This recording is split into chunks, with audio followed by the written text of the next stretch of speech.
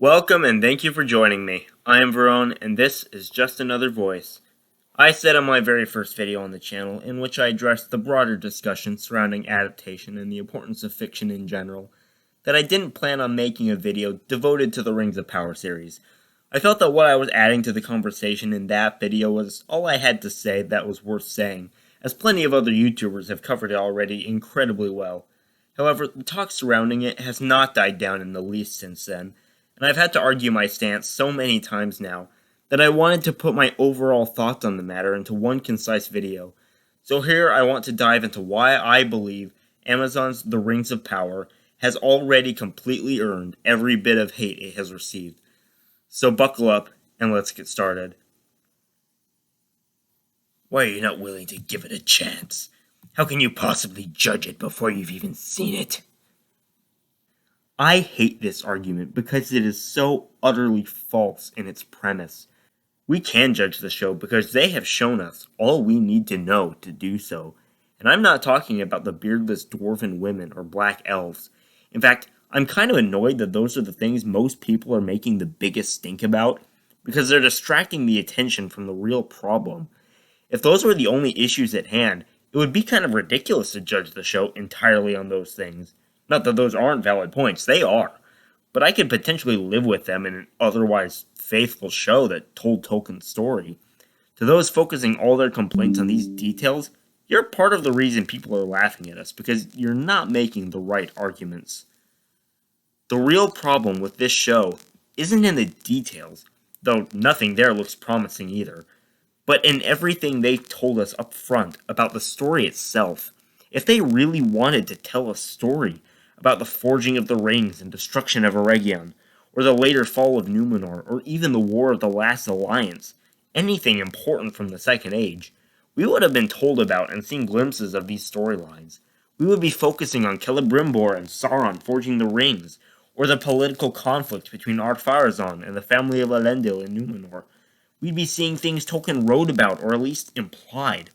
But instead, the three storylines we have had described to us, in which the teaser focused on, are 1. Yet another elf-human romance between made-up characters no one cares about, as if it wasn't cheesy and forced enough last time. Seriously, what is this supposed to add to the story? Especially since it doesn't even look like the only one in the show. 2.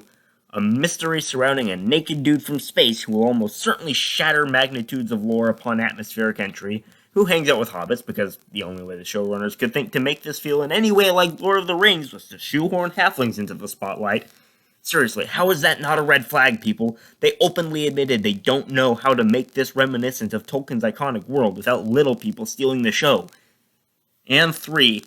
The only main storyline about a character with at least the same name as a pre-existing canonical character, the bad-A adventures of some generic SFC who stole the name of one of the most powerful and beloved, in and out of universe, female characters in fantasy. Not a single one of these storylines are founded upon a single, vague, obscure thread of story Tolkien ever wrote.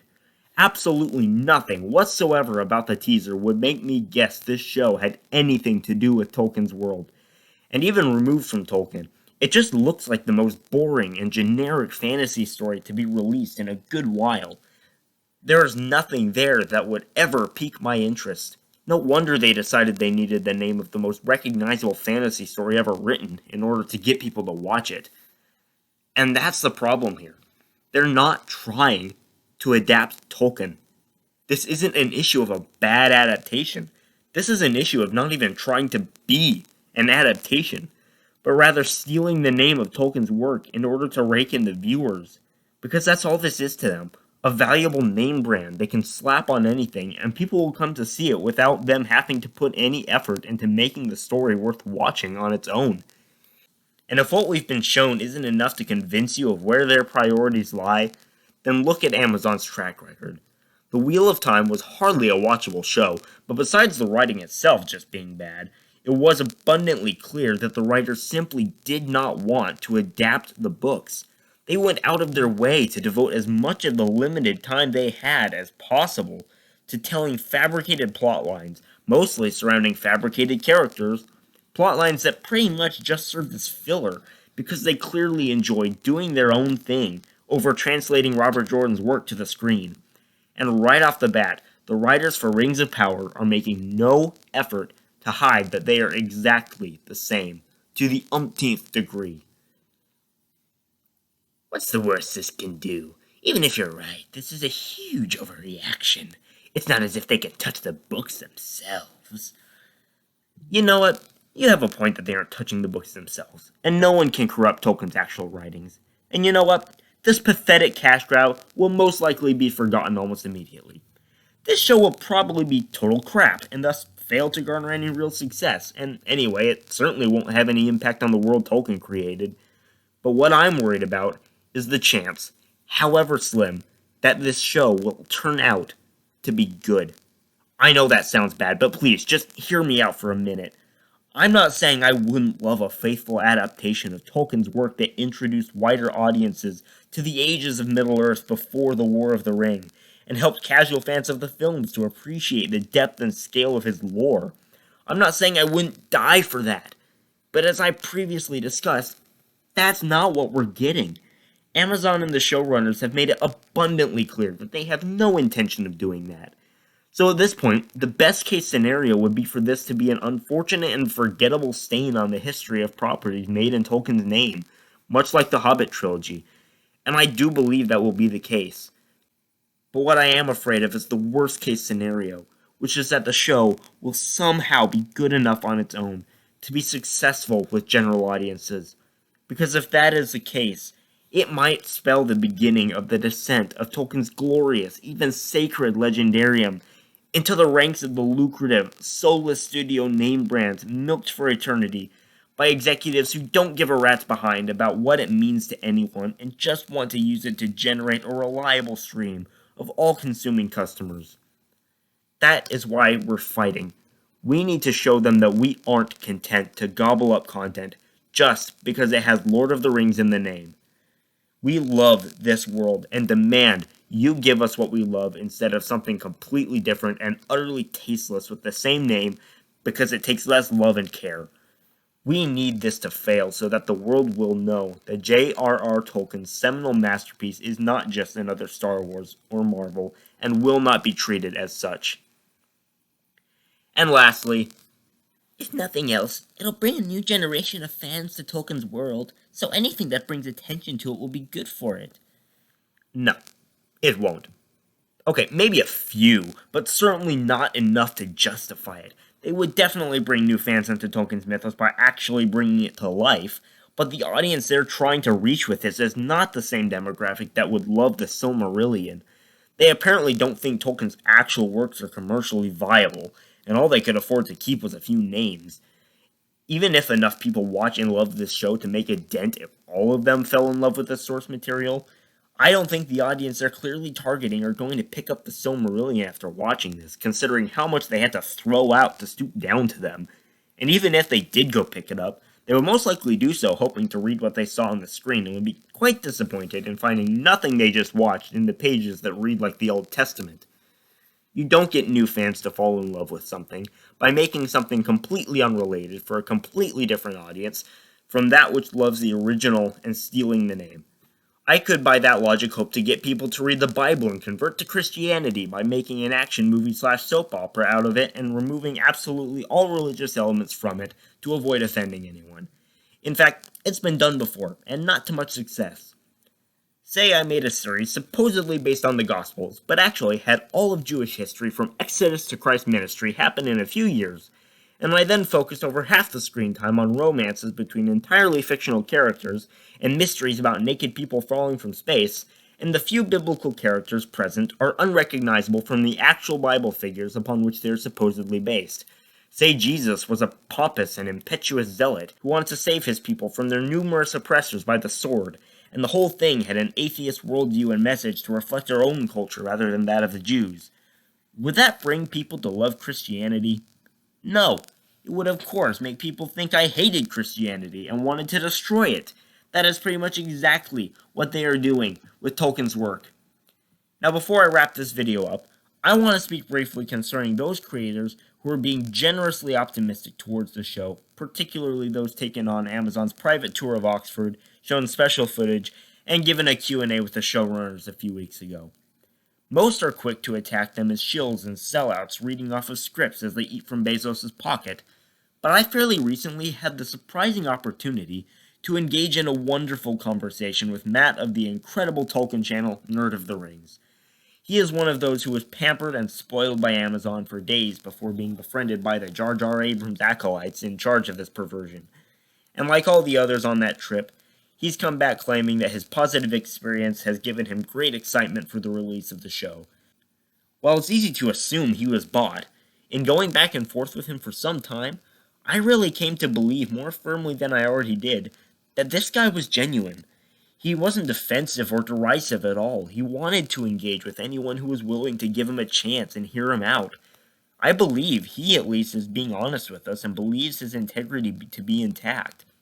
He seemed genuinely stung by the accusations being lobbed at him, and grateful of anyone who would take him at his word, and was wholly willing to open up and debate with those more skeptical than him. But does that mean he is uninfluenced and unbiased? Of course not. Amazon's not trying to pay these people to read off of scripts, but they are obviously winning them over.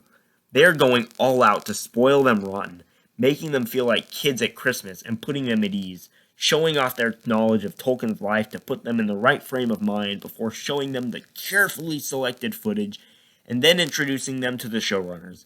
And it was the Q&A that everyone claims was what put them in such an optimistic mood concerning the show, and not because of what was said, but because of the showrunners themselves.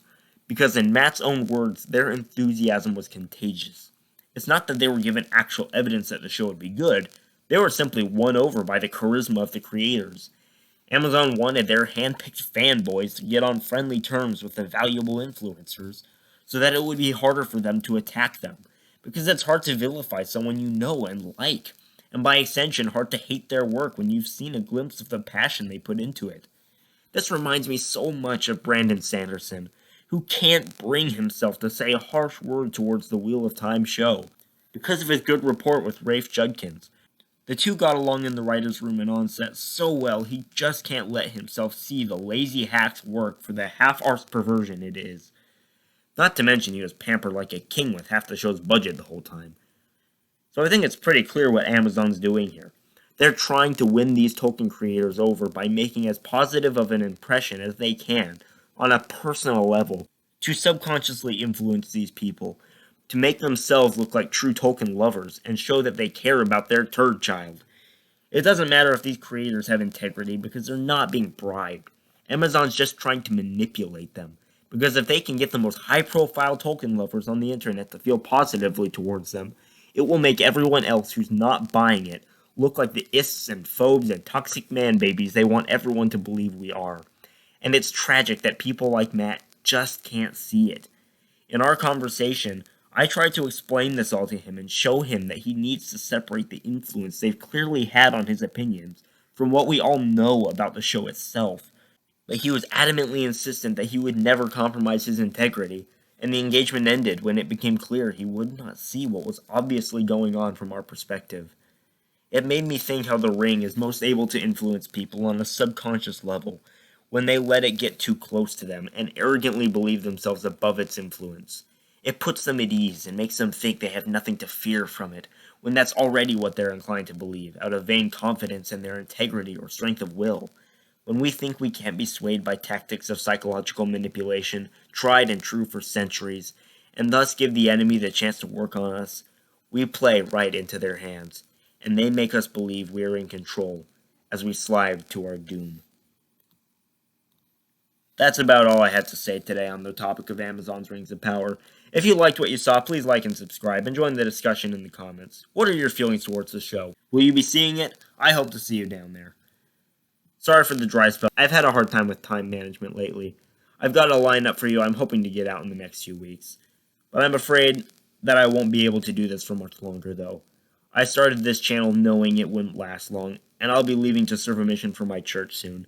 But now I finally have a date, and it's only a month and a half away. I will be working on a last few to get out for you before I go, and then it will be a couple years before I'm able to return. But I sincerely hope to get back to this as soon as possible. I have plenty of videos I would love to make that I know I won't before then, so I will definitely have to after. So make sure that notification bell is on so you'll know when I return. Anyway, thank you for being with me in this practice run of sorts. Until next time, never stay silent.